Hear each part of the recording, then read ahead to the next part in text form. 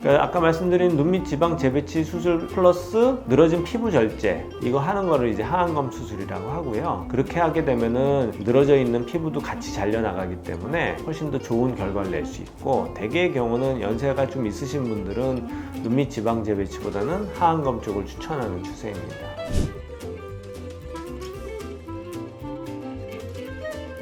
두 가지 큰 차이가 있는데요. 첫 번째는 눈 밑 지방 재배치 같은 경우는 바깥쪽에 흉터를 만들지 않습니다.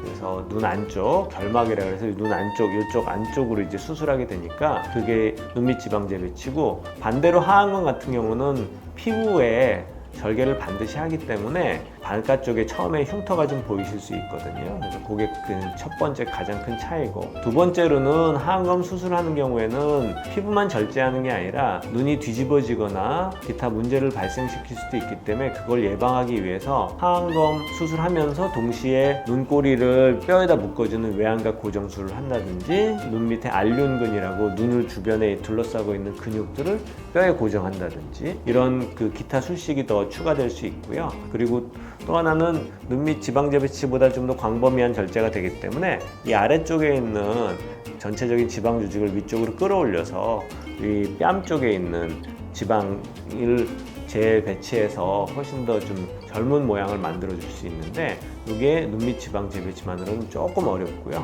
하안검 수술할 때 동시에 가능하기 때문에 약간의 차이가 좀 있습니다. 그래서 그게 두 번째 차이가 되겠습니다.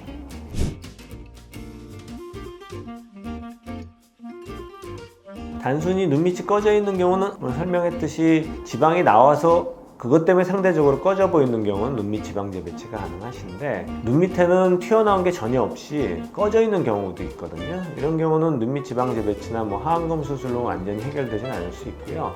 경우에 따라서는 지방이나 아니면 필러 같은, 지방 이식이나 필러 같은 시술로 그 부분을 좀 채워주기도 합니다.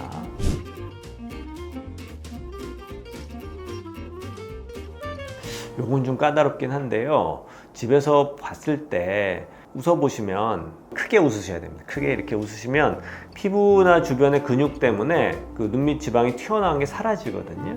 이러면서 모양이 좋아지시는 경우에는 대개 이제 눈 밑 지방 재배치만 하셔도 되는데, 그것과 동반해서 주름이 좀 심하게 많이 생기신다. 그리고 누가 보든지 눈 밑에가 이렇게 볼록하게 피부까지 많이 늘어지면서 좀 문제가 있다. 그런 경우에는 이제 하안검을 좀 생각하셔야 된다 생각할 수 있고, 대개의 경우는 확실하진 않지만 45세에서 50세 넘어가시는 분들은 저희 병원 통계로 보면 80~90% 정도에서 하안검을 추천해 드리고요. 그리고 그보다 젊으신 분들은 70~80% 정도에서는 눈 밑 지방 재배치를 하기 때문에 나이에 따라서도 조금 본인이 좀 구별할 수도 있습니다. 하지만 그게 100%는 아니고요. 이게 좀 겹치는 경우가 있습니다. 눈 밑 지방 재배치만 하기에는 조금 아쉽고, 하안검을 하기에는 좀 수술이 과한 경우, 이런 경우는 이제 저랑 좀 상의를 하셔가지고 어떤 결과를 원하시는지 얘기를 듣고 거기에 맞춰서 저희가 수술 방법을 권해드릴 것 같습니다. 오늘 그 하안검 수술하고 눈 밑 지방 재배치 말씀드렸는데요. 이게 실제로도 저도 이제 환자분한테 권할 때 아예 피부 처짐이 없는 분들은 문제가 없고, 아예 피부 처짐이 많으신 분들은 솔직히 문제가 없습니다. 근데 그 경계 부위에 있으신 분들은 수술적인 방법을 결정하기가 좀 까다로울 수 있거든요. 그래서 그런 부분은 내원하셔서 저랑 상의하시면 정확한 해답을 드릴 수 있을 테니까 시간이 되시는 대로 한번 방문하시길 부탁드리겠습니다.